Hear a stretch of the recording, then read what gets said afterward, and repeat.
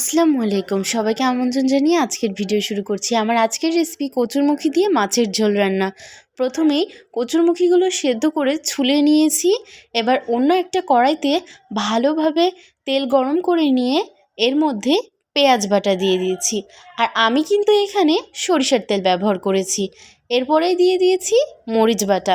ভালোভাবে মশলা কষিয়ে নিয়ে যখন মশলা থেকে তেল ঝরতে শুরু করবে তখন এর মধ্যে দিয়ে দিচ্ছি গুঁড়ো মশলাগুলো দিয়ে দিচ্ছি। হলুদ গুঁড়ো, মরিচ গুঁড়ো আর ধনে গুঁড়ো দিয়ে ভালোভাবে নেড়ে চেড়ে মিশিয়ে নিয়ে মশলা কষিয়ে নিচ্ছি। এক পর্যায়ে যখন মশলাগুলো ভাজা ভাজা হয়ে যাবে তখন এর মধ্যে দিয়ে দিব সামান্য পরিমাণে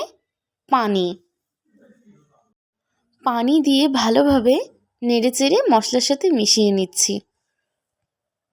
মশলাটা আবারও যখন কষে আসবে তখন এর মধ্যে দিয়ে দিব সেদ্ধ করে রাখা কচুরমুখী। ভালোভাবে নেড়ে চেড়ে মিশিয়ে ভালোভাবে কিছুক্ষণ নেড়ে নিব। তারপর এর মধ্যে দিয়ে দেবো পর্যাপ্ত পরিমাণে পানি। অন্যদিকে করব, একটা কড়াতে তেল গরম করে নিয়েছি। ভালোভাবে কড়ার তেল গরম করে নেব যাতে মাছ ভেঙে না যায়।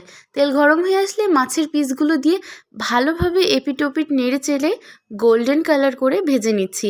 এবার বলক ওঠা ঝোলের মধ্যে একটু জিরা গুঁড়ো দিয়ে মিশিয়ে নিয়ে এর মধ্যে দিয়ে দেব সেই ভেজে রাখা মাছগুলো দিয়ে ভালোভাবে নেড়ে চেড়ে কিছুক্ষণ বলক তুলে নিলেই তৈরি হয়ে যাবে কচুরমুখী দিয়ে মাছের ঝোল। ভিডিওটি ভালো লাগলে লাইক, কমেন্ট আর প্লিজ সাবস্ক্রাইব করো আমার চ্যানেলটাকে। আর রেসিপিটা কেমন লাগলো কমেন্টসে জানিও। আর ফেসবুক থেকে দেখলে প্লিজ ফলো করো আমার পেজটাকে। আবারও তোমাদের মাঝে অন্য কোনো ভিডিও নিয়ে হাজির হব। সবাই ভালো থাকবে। আজকে এ পর্যন্তই। আল্লাহ হাফেজ।